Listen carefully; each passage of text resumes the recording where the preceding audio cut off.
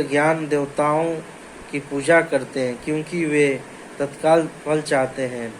उन्हें फल मिलता भी है, किंतु वे यह नहीं जानते कि ऐसे फल क्षणिक होते हैं और अल्पज्ञ मनुष्यों के लिए बुद्धिमान व्यक्ति कृष्ण भावनामृत में स्थित रहता है। उसे किसी तत्काल क्षणिक लाभ के लिए किसी कुछ तुच्छ देवताओं की पूजा करने की आवश्यकता नहीं रहती। इस संसार के देवता तथा उनके पूजक इस संसार से सहारा के साथ विनष्ट हो जाएंगे। देवताओं के वरदान भी भौतिक तथा क्षणिक होते हैं। यह भौतिक संसार तथा इसके निवासी जिनमें देवता तथा उनके पूजक भी सम्मिलित है, विराट सागर में बुलबुलों के समान है। किंतु इस संसार में मानव समाज क्षणिक वस्तुओं यथा संपत्ति, परिवार तथा भोग की सामग्री के लिए पीछे पागल रहता है। ऐसी क्षणिक वस्तुओं को प्राप्त करने के लिए लोग देवताओं की या मानव समाज के शक्तिशाली व्यक्तियों की पूजा करते हैं। यदि कोई व्यक्ति किसी राजनीतिक नेता की पूजा करके सरकार में मंत्री पद प्राप्त कर लेता है तो वह सोचता है कि उसने महान वरदान प्राप्त कर लिया है। इसीलिए सभी व्यक्ति तथाकथित नेताओं को संकट प्रणाम करते हैं, जिससे वे क्षणिक वरदान प्राप्त कर सके और सचमुच उन्हें ऐसी वस्तु मिल भी जाती है।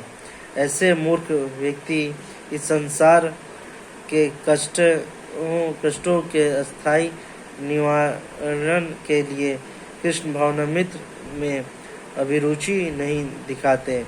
वे सभी इंद्र भोगों के पीछे दीवाने रहते हैं और थोड़े से इंद्र सुख के लिए वे शक्ति प्रदत्त जीवों की पूजा करते हैं, जिन्हें देवता कहते हैं। यह श्लोक इंगित करता है कि विरले लोग ही कृष्ण भावनामृत में रुचि लेते हैं। अधिकांश लोग भौतिक भोग में रुचि लेते हैं। फलस्वरूप वे किसी न किसी शक्तिशाली व्यक्तियों की पूजा करते हैं। चतुराण माया सृष्ट कर्म विभाग तस्य कर्ता माँ विधे कर्म। प्रकृति के तीनों गुणों और उनसे संबंध कर्म के अनुसार मेरे द्वारा मानव समाज के 4 विभाग रचे गए हैं। यद्यपि मैं इस व्यवस्थाओं का श्रेष्ठ हूँ, किंतु तुम यह जान लो कि मैं इतने में पर भी अव्यय करता हूँ। तात्पर्य, भगवान प्रत्येक वस्तुओं ने सृष्टा है।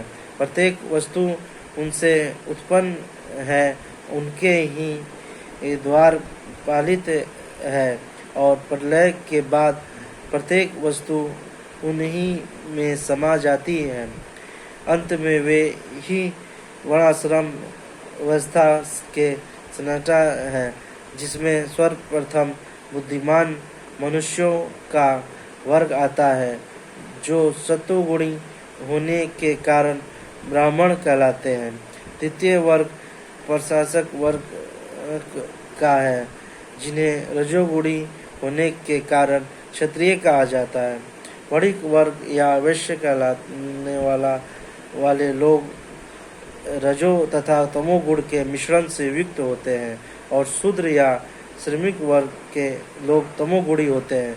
मानव समाज के इन 4 विभागों की सृष्टि करने पर भी भगवान कृष्ण इनमें से किसी विभाग वर्ण में नहीं आते, क्योंकि वे उन बुद्ध जीवों में से नहीं है जिनका एक अंश मानव समाज के रूप में है। मानव समाज भी किसी अन्य पशु समाज की तुल्य है, किंतु मनुष्यों को पशु स्तर के रूप ऊपर उठाने के लिए ही उपयुक्त वर्णाश्रम की रचना की गई है, जिससे कर्मिक रूप से कृष्ण भावनामृत विकसित हो सके। किसी विशेष व्यक्तियों की किसी कार्य के प्रति प्रवृत्ति का निर्धारण उसके द्वारा अर्जित प्रकृति के गुणों द्वारा किया जाता है। गुणों के अनुसार जीवन के क्षणों का वर्णन इस ग्रंथ के 18वें अध्याय में हुआ है, किंतु कृष्ण भावना भावित व्यक्ति ब्राह्मण से भी बढ़कर होता है। यद्यपि गुण के अनुसार ब्राह्मण को ब्रह्मा या परम सत्य के विषय में ज्ञान होना चाहिए, किंतु उनमें से अधिकांश भगवान की कृष्ण की निवेश रूप ब्रह्मा स्वरूप को ही प्राप्त कर पाते हैं, किंतु जो मनुष्य ब्राह्मण से सीमित ज्ञान को लांघकर भगवान श्री कृष्ण के ज्ञान तक पहुंच जाता है, वहीं कृष्ण भावना भावित होता है, अर्थात वैष्णव होता है। कृष्ण भावनामृत में कृष्ण के विभिन्न अंशों यथा राम, नरसिंह, वारा आदि का ज्ञान सम्मिलित रहता है, और जिस तरह कृष्ण मानव समाज की इस चतुर्वर्णीय प्रणाली से परे हैं, उसी तरह कृष्ण भावना भावित व्यक्ति भी इस चतुर्वर्णीय प्रणाली से परे होता है, चाहे वह हमें इस जाति का विभाग कहे, चाहे राष्ट्र अथवा संप्रदाय का। न मां कर्माण्य लिपन्ति न में कर्म फले सर्पा इति मां जानते कर्म विभिन्न सब बदते।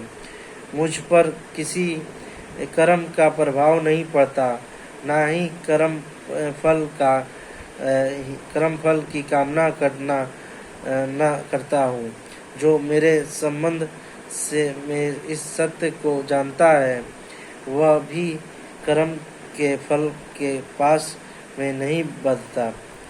तात्पर्य, जिस प्रकार भौतिक जगत में संविधान के नियम है जो बताते हैं कि राजा ना तो दंडनीय है, ना ही किसी राज नियमों के अधीन रहता है, उसी तरह यद्यपि भगवान इस भौतिक जगत के सन्नाटा है, किंतु वे भौतिक जगत के कार्यों से प्रभावित नहीं होते।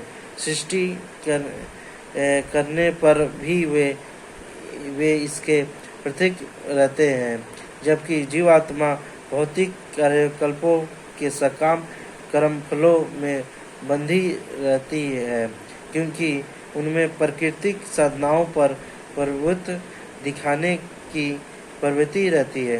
किसी संसाधन का स्वामी कर्मचारियों के अच्छे बुरे कार्यों के लिए उत्तरदायित्व नहीं, कर्मचारी इसके लिए स्वयं उत्तरदायी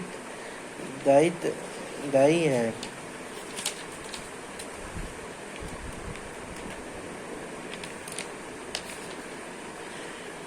उत्तरदायी होते हैं। जीवात्मा अपने अपने इंद्र तृप्तियों के कार्यों में लगी रहती है,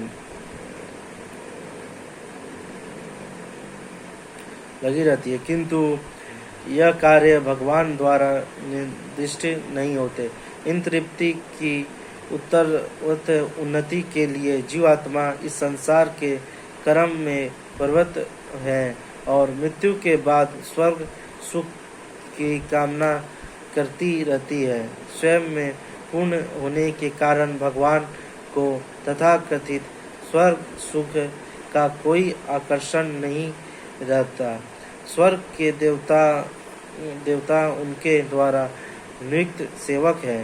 स्वामी कभी भी कर्मचारियों का सा नियम अनुसार सुख नहीं चाहता। वह भौतिक क्रिया प्रतिक्रिया से पृथक रहता है। उदाहरण, पृथ्वी पर उगने वाली विभिन्न वनस्पतियों के उगने के लिए वर्षा उत्तरदायी नहीं, यद्यपि वर्षा के बिना वनस्पति नहीं उग सकती। वैदिक स्मृति से इस तथ्य की पुष्टि इस प्रकार होती है। नियमतंत्रमस्य सज्जामन सगर्मण्य प्रधान कारण भूते येतो से भौतिक सृष्टि के लिए भगवान ही परम कारण है। प्रकृति तो केवल नियमित कारण है, जिससे विराट जगत दृष्टिगोचर होता है। प्राणियों की अनेक जातियां होती है, यथा देवता, मनुष्य तथा नियम पशु, और यह सब पूर्व शुभ कर्म के फल भोगने को बोध बाध्य हैं। भगवान उन्हें ऐसे कर्म करने के लिए केवल समुचित सुविधाएं तथा प्रकृति के गुणों के नियमों को सुलभ कराते हैं, किंतु वे उनके किसी भूत तथा वर्तमान कर्मों के लिए उत्तरदायी नहीं होते। वेदांत सूत्र में पुष्टि हुई है कि भगवान किसी भी जीव के प्रति पक्षपात नहीं करते। जीव आत्मा अपने कर्मों के लिए स्वयं उत्तरदायी है।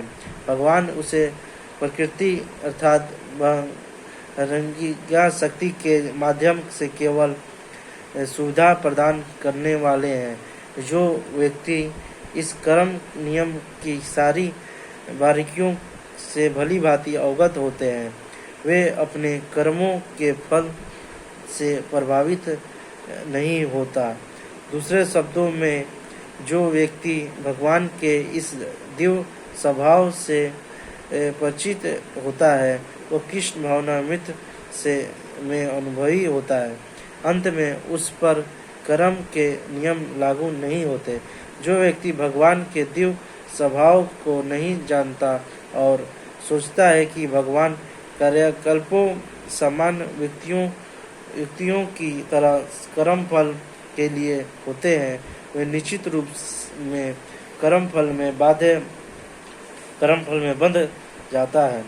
किंतु जो परम सत्य को जानता है, वह कृष्ण भावनामृत में स्थिर मुक्त जीव है। ज्ञात्वा कृत कर्म पूर्व ममुच कुरु कर्मया तस्मै पूर्व पर्वत कृतम। प्राचीन काल में समस्त मुक्त मायों ने मेरी दिव्य प्रकृति को जान करके ही कर्म किया। अंत में तुम्हें चाहिए कि उनके पद चिन्हों का अनुसरण करते हुए अपने कर्तव्य का पालन करो। तात्पर्य, मनुष्यों की दो श्रेणियां हैं। कुछ के मनों में दूषित विचार भी रहते हैं और कुछ भौतिक दृष्टि से स्वतंत्र होते हैं। कृष्ण भावनामृत में इन दोनों श्रेणियों के व्यक्तियों के लिए सामान्य रूप से लाभप्रद होते हैं। जिनके मनों में दूषित विचार भरे हैं, उन्हें चाहिए कि भक्त के अनुष्ठान का पालन करते हुए कर्मिक शुद्धिकरण के लिए कृष्ण भावनामृत को ग्रहण करें, और जिनका मन पहले से ही ऐसी अशुद्धियों को स्वच्छ हो चुके हैं, वे उसी कृष्ण भावनामृत में अग्रसर होते रहे, जिससे अन्य लोग उनके आदर्शों कार्यों का अनुसरण कर सकें और लाभ उठा सकें। मूर्ख व्यक्तियों या कृष्ण भावनामृत में न दीक्षित प्रायः कृष्ण भावनामृत का पूरा ज्ञान प्राप्त किए बिना कार्य से विरत होना चाहिए, और किंतु भगवान ने युद्ध क्षेत्र के कार्य से उन्मुख होने की अर्जुन की इच्छा का समर्थन नहीं किया। आवश्यकता है कि इस बात की है कि यह जाना जाए कि किस तरह कर्म किया जाए। कृष्ण भावनामृत के कार्यों से विमुख होकर एकांत में बैठकर कृष्ण भावनामृत का प्रदर्शन करना कृष्ण के लिए कार्य में रत होने की अपेक्षा कम महत्वपूर्ण है। यहाँ पर अर्जुन को सलाह दी जा रही है कि वह भगवान के अन्य पूर्व शिष्यों यथा सूर्य देव व्यवस्थाओं के पद चिन्हों का अनुसरण करते हुए कृष्ण भावनामृत में कार्य करे।